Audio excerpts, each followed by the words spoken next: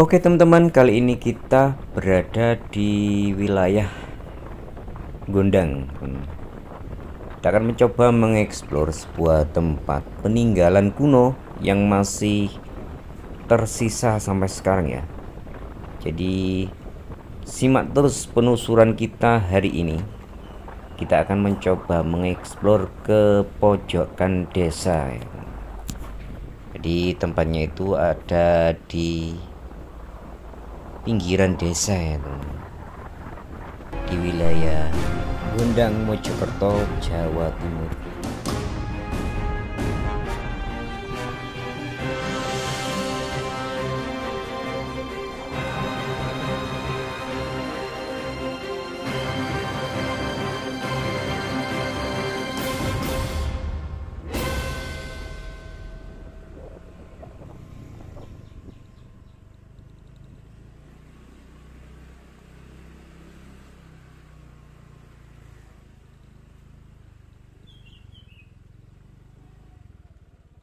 Pemirsa, kali ini kita terus menelusuri jejak-jejak peninggalan leluhur kita.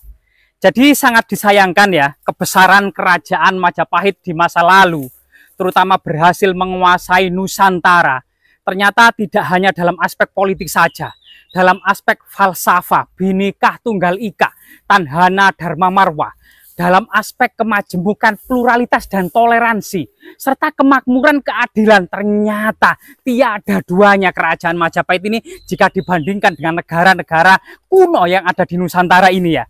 Jadi prestasi yang sangat membanggakan ini, sayang generasi muda saat ini juga kurang memahami tentang sejarah kebesaran kerajaan Majapahit. Sebelum kerajaan Majapahit berdiri, memang diawali dengan kerajaan Singosari. Sebelum kerajaan Singosari berdiri, diawali dengan kerajaan Kadiri.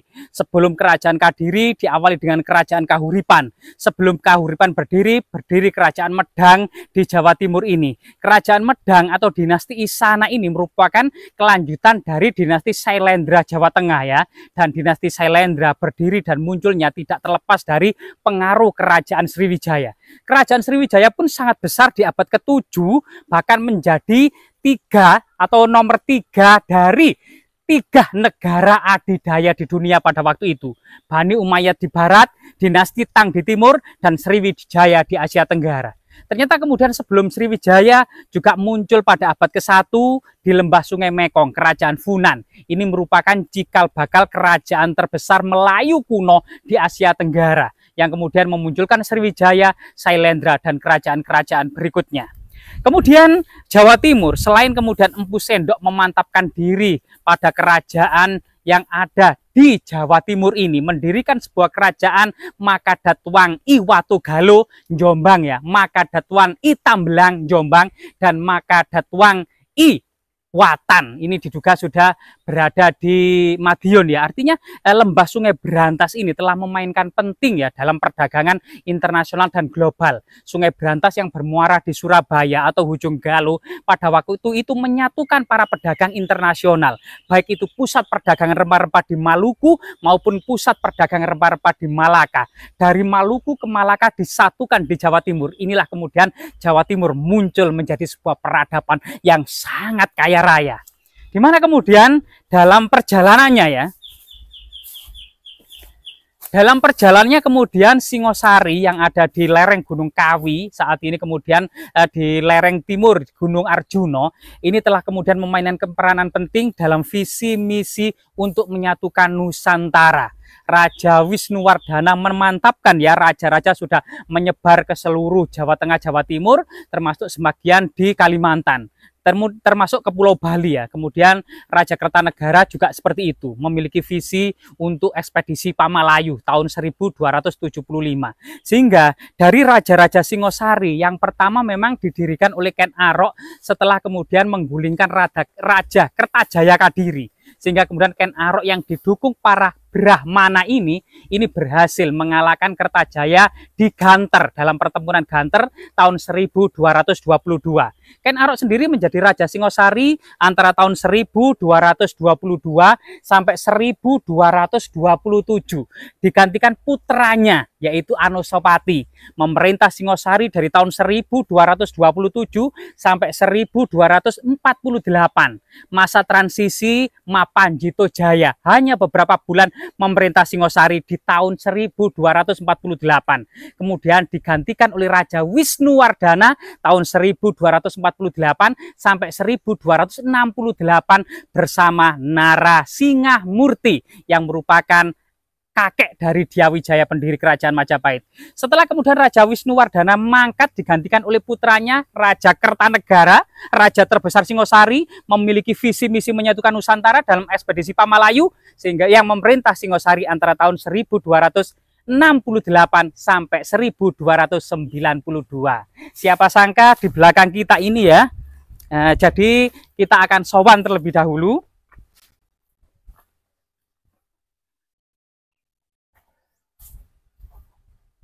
Rahayu, rahayu, rahayu.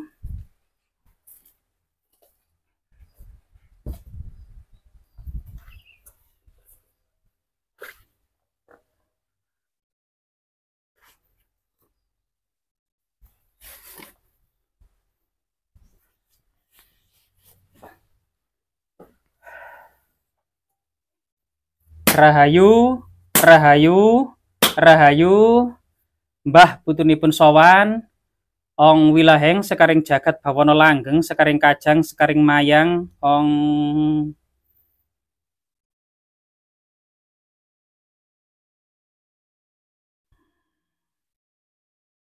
iya pemirsa, di lokasi yang punden yang sangat keramat ini di bawah pohon asem ini ternyata banyak tinggalan artefaktual ekofak maupun fitur yang sangat-sangat penting. Di sebelah kita ini adalah sebuah lingga.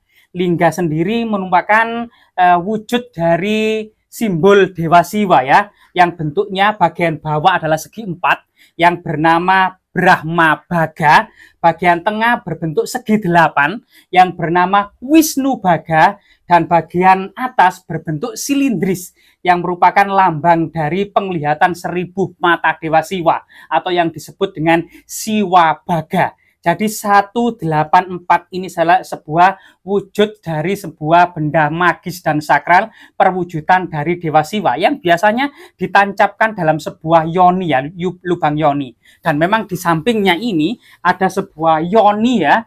Nah, ini cerat yoni, lambang dari vagina atau kemudian apa namanya rahim seorang ibu yang ditopang naga, naga raja. Jadi ini ular naga asli ya yang ada di sini, ular naga asli Nusantara. Jadi gigi-giginya, matanya, mahkotanya, jenggernya dan apa namanya semacam telinganya, matanya ini akan terlihat. Bahwasanya kenapa naga ini harus menopang cerat yoni, yoni dan lingga sebagai perwujudan Dewa Siwa dan Parwati, sebagai juga lambang kesuburan yang artinya regenerasi alam semesta terus berproses ya, reproduksi berproses dan kemudian berkembang biak. Dan ini ditopang oleh naga karena dalam filosofinya naga Ananta yang merupakan semacam apa namanya reinkarnasi, semacam Dewa Wisnu ya, penjelmaan Dewa Wisnu. Ini menjadi naga raksasa, naga Antana Basuki, ini menopang alam semesta di atas mahkotanya. Sehingga naga ini menjadi simbol gitu ya, ekstensi dari sebuah alam semesta. Raja-raja Jawa disimbolkan dengan naga yang menopang cerat yoni di atas mahkotanya. Yang artinya di atas mahkota seorang raja ya, alam semesta ini dipertaruhkan. Rakyat dan negara ini harus kemudian diutamakan di atas mahkota seorang raja. Jadi ini ternyata yoni, karena yoni ini yang biasanya berpasangan dengan lingga gitu ya. Ini ada beberapa artefak pipisan kuno namun berupa fragmen ya.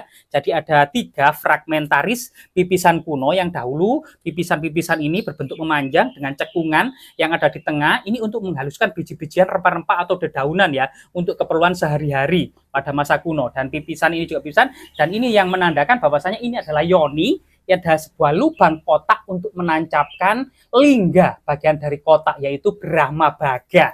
Dan ini sesuatu yang sangat magis dan sakral pada masa peradaban kuno Hindu-Buddha. Di sampingnya juga ada fragmen batu candi, termasuk kemudian adanya semacam manggis ya.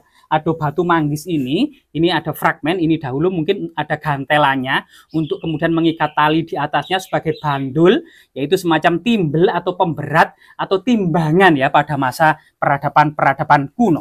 Yang sangat luar biasa di sini ada semacam fragmen Garuda ya. Jadi Garuda di sini. Jadi Garuda yang ada di sini ini juga lambang pembebasan, sifatnya juga Wisnu gitu ya. Ada ini sayapnya ya, ini tubuhnya, ini apa namanya paruhnya akan terlihat bahwasanya ini adalah simbol Garuda. Dalam suatu ketika ada diceritakan gitu ya.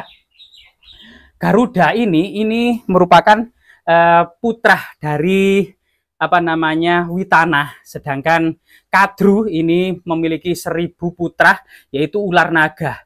Pada suatu ketika karena Witanah ini kalah taruhan dengan Kadru, harus kemudian diperbudak oleh 1000 ekor naga.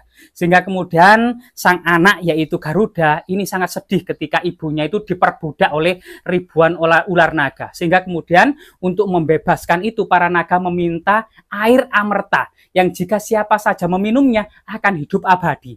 Inilah kemudian Garuda datang ke Kayangan mengobrak-abrik Kayangan melawan seluruh para dewa sehingga kemudian dewa-dewa hampir kalah.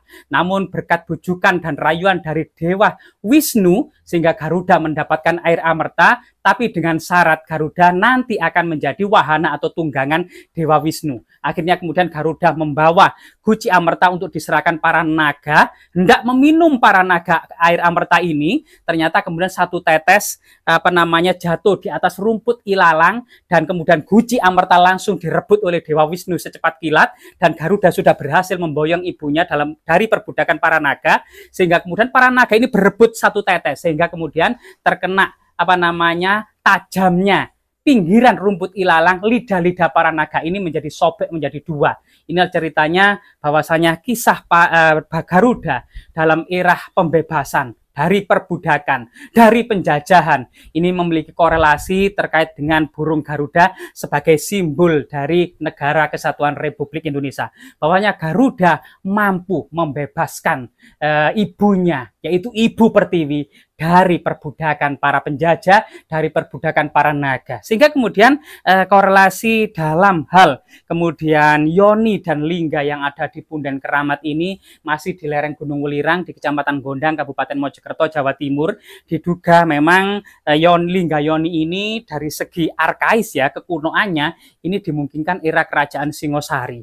Dan Kerajaan Singosari ini adalah pendahulu dari Kerajaan Majapahit. Memang kerajaan Mojokerto identik dengan pusat kerajaan Majapahit. Namun tidak bisa dipungkiri memang sebelumnya adalah Majapahit kelanjutan dari Kerajaan Singosari. Tahun 1292 Singosari masa Kertanegara ditaklukkan oleh Jayakatwang dari Gelang-Gelang sehingga kemudian Dyah Wijaya salah satu menantu Kertanegara yang juga merupakan cucu Batara Narasingamurti ini kemudian menghimpun pasukan bersama orang-orang Madura. Berkat bantuan orang-orang Madura inilah serta kemudian memanfaatkan serbuan 20.000 pasukan Mongol kemudian berhasil menghancurkan pemberontak Jayakatwang serta memulihkan Kerajaan Singosari lagi di Trowulan atau di Mojokerto ya. Awalnya ditarik sekitar Sidoarjo, kemudian masa kejayaan berpindah ke Trowulan di Majapahit. Ini sesuatu yang sangat luar biasa sekali dalam aspek kesejarahan pola-polanya karena Majapahit dan orang-orang Madura ini berhasil kemudian menipu serta strategi jitu yang dipikirkan oleh Arya Wiraraja atau Arya Adikara sehingga pasukan Mongol pun hancur pada tanggal 10 November di Pelabuhan Canggu. Saat ini memang merupakan hari ulang tahun ya dari berdirinya Kabupaten Mojokerto tepat pada tanggal 10 November 1293 atas kemenangan pasukan Majapahit untuk menghancurkan pasukan Mongol. Jadi ini sesuatu yang patut kita banggakan sebagai generasi penerus dari Kerajaan Majapahit. Semoga bermanfaat.